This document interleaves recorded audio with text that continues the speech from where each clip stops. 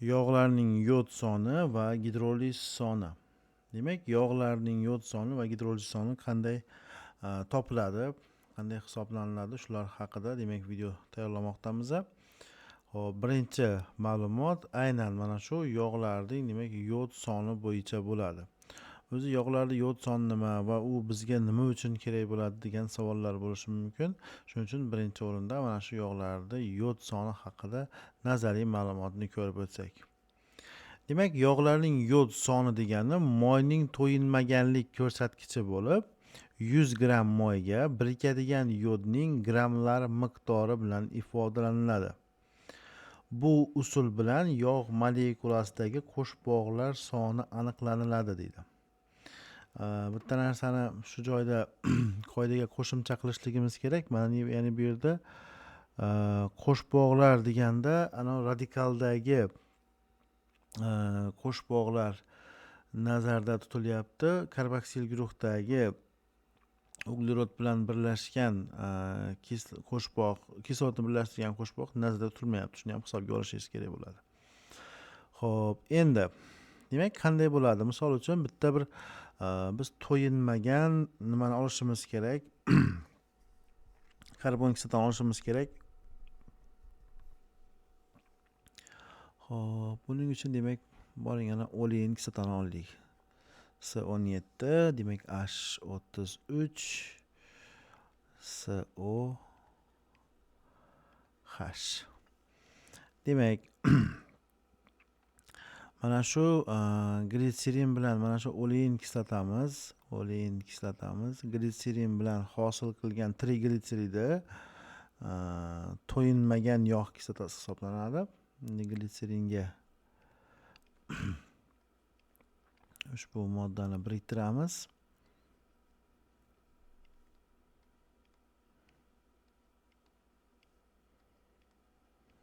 Xo'p. Keyin demak qo'shbog', keyin S17 demak H33. Bu tomonda ham demak S qo'shbog' S17 H33. Bu tomonda ham demak qo'shbog' S17 demak H33 bo'lyapti. Ya'ni boya aytganimiz sizga qo'shbog'lar sonini ifodalaydi dedik-ku. U son mana bu yerdagi bu qo'shbog'larni ifodalamaydi. Ya'ni bu yerdagi mana uglerod bilan kislorodni bog'layotgan qo'shbog'larni emas, faqat mana bu radikal tarkibidagi mana bu yerdagi radikal tarkibidagi qo'shbog'larni topish uchun yod soni ishlatiladi. Xo'p, demak bizda olein kislotasi triglitserid tarkibida, ya'ni radikali tarkibida, mana bu yerdagi demak radikali tarkibida bitta har bir radikalda demak bittadan qo'shbog' bor.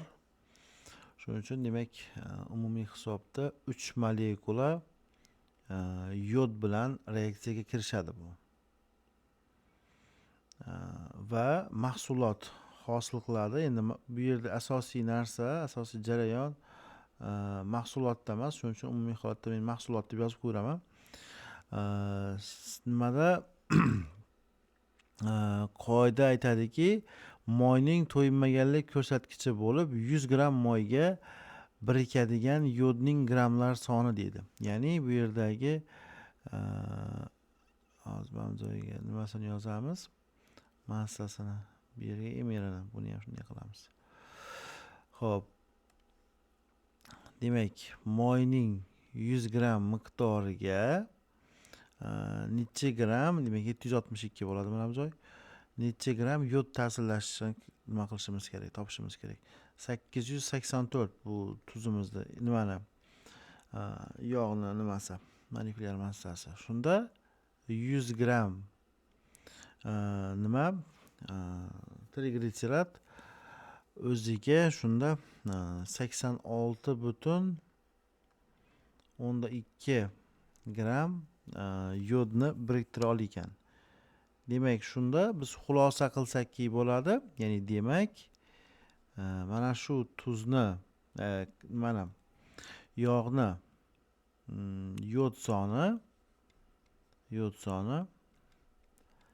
86,2 deyiladi.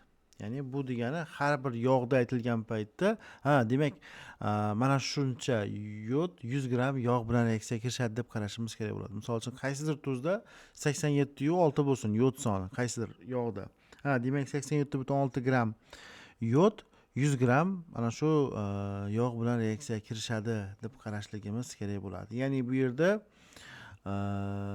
bitta narsa bo'ladiki, yog'larda bu yerdagi radikalda, misol uchun hozir bizda endi radikalimizda hammasi bir xil nimaga ega bo'lyapti? Nima deymiz?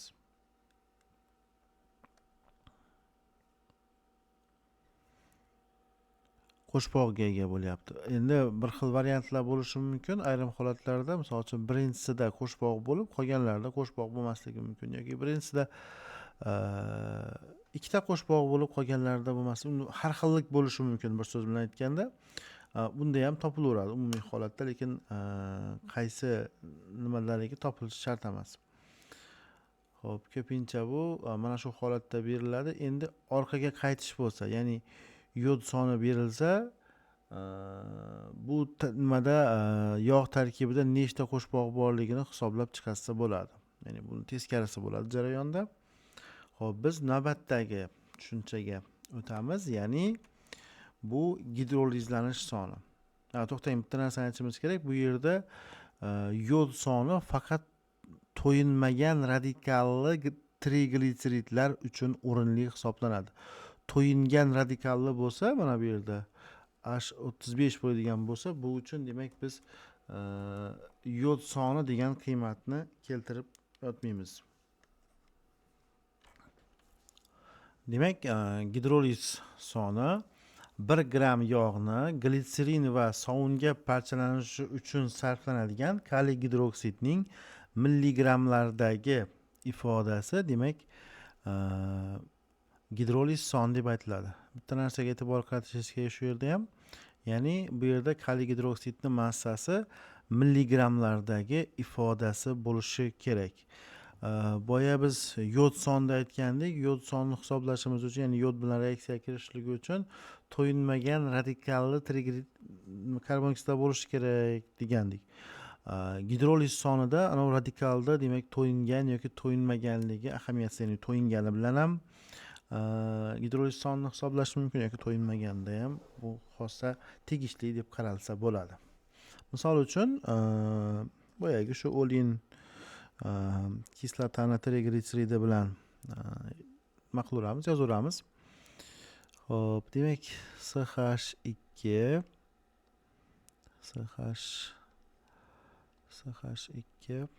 o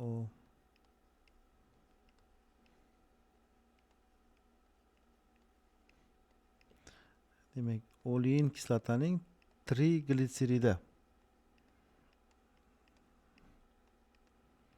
Demak C17H33, bu yoqda ham demak C17H33 bo'lyapti. Endi bu aytganimizdek gidroliz sonini topishda 3 molekula kaliy gidroksid bilan ta'sirlashadi.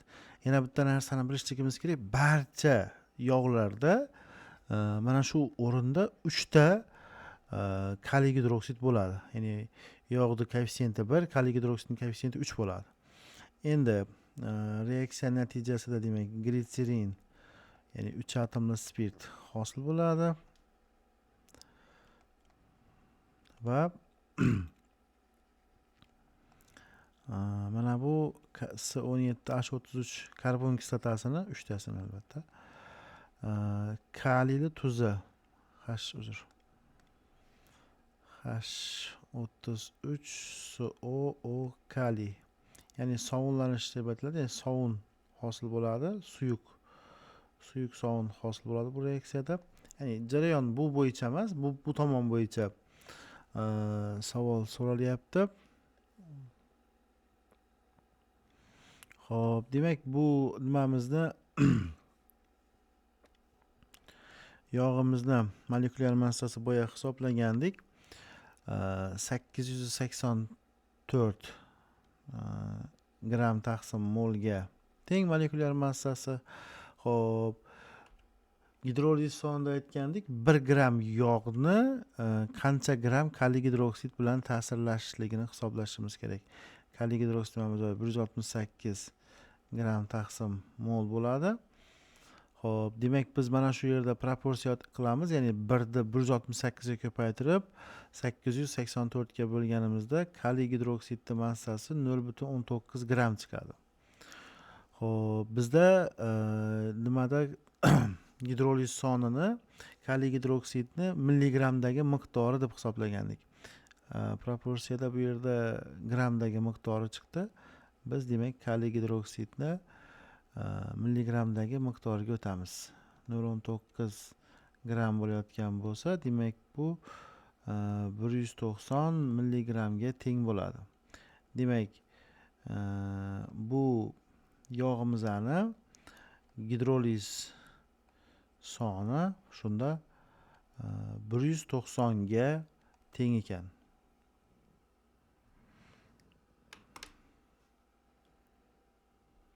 Demak, bugun Kimyo biz kanalida aynan yog'larning yod soni va gidroliz soni bo'yicha siz bilan gaplashib o'tdik. E'tiboringiz uchun rahmat, sog' bo'linglar.